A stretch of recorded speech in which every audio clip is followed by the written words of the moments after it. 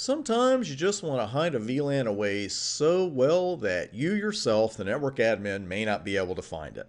Well, private VLANs are not quite that private, thankfully, but they're really close because they allow us to hide hosts from the rest of the network to prevent certain hosts from talking. The combinations, as you're going to see, are almost endless. You can even go as far as to hide a host from other hosts in the same subnet.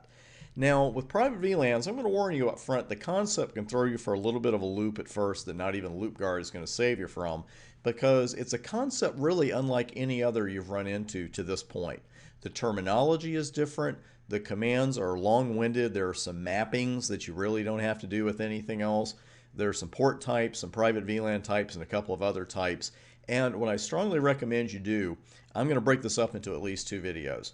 Watch this video, as you're already doing, and then watch the next one without watching this one a couple of times, because that's what I've seen people do over the years. I think you're better off watching the entire private VLAN section in a row, then watch it in a row again, and any fuzziness you have will come into focus. I promise you, it's just a little bit different. You master one part at a time, and it will be second nature before you know it. Now, the first part we're going to talk about are the 3 port types that private VLANs bring to the party. The first one being promiscuous. And those ports are for hosts that really need to talk to everybody.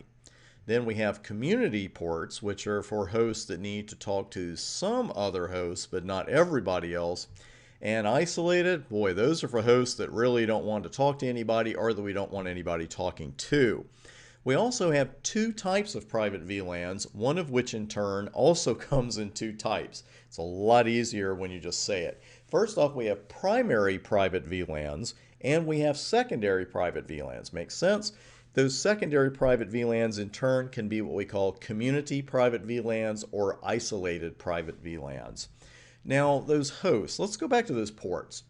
The hosts that need to talk to everyone, they will be connected to promiscuous ports. And this port type can communicate with any host connected to either of the other 2 port types. And I used to say this in all italics and/or all caps, and I don't want to burn your retinas, but this is so important. When you have a router or a multi-layer switch that serves as a default gateway, that device has to be connected to a promiscuous port in order for the network to function correctly. I'll give you a visual on that shortly as well after we talk about all the port types. Now, the hosts that need to talk to some others, but not all others, they're going to be connected to community ports. Now, these hosts can communicate with other community ports in the same private VLAN and with a device connected to a promiscuous port. So it's a little more restricted, but not terribly. If you want real restricted, you want a device connected to an isolated port, because they can communicate only with the devices connected to any promiscuous ports. Even if you have 2 isolated ports in the same private VLAN, they can't talk to each other. That is pretty darn isolated stuff. Now, we're going to talk about the private VLAN types, that primary and secondary. Really, there's a parent-child relationship here, with the primary serving as the parent, as you would expect, and the secondary as the child. Now, in our configuration in the next video, you map primary private VLANs to secondary private VLANs. You're actually going to do that with just about every port you work with as well. A primary private VLAN can be mapped to multiple secondaries, but a secondary can be mapped to only one primary. So that's the way that works. It's a parent-child kind of deal.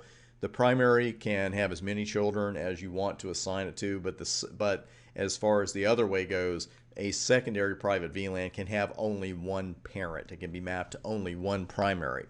Now, here are the rules for the 2 secondary private VLAN types.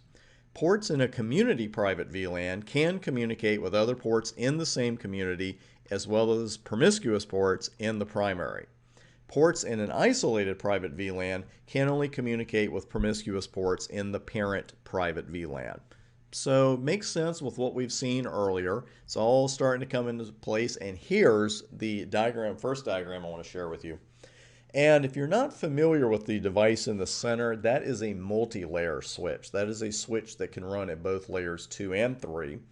And that's what we're running here with our private VLANs in this. This is not going to be the config we write, but it's a good example to show what we have so far, what we've described so far. Now, host A is over there, in an isolated private VLAN. The only device host A would be able to communicate with is that router, which again, that device, if that's our default gateway, which it would be in this situation, connected to that switch port, it's got to be running in promiscuous mode, the switch port that is. If we put another host in VLAN 10, the two hosts that we then have in VLAN 10 would not be able to communicate with each other.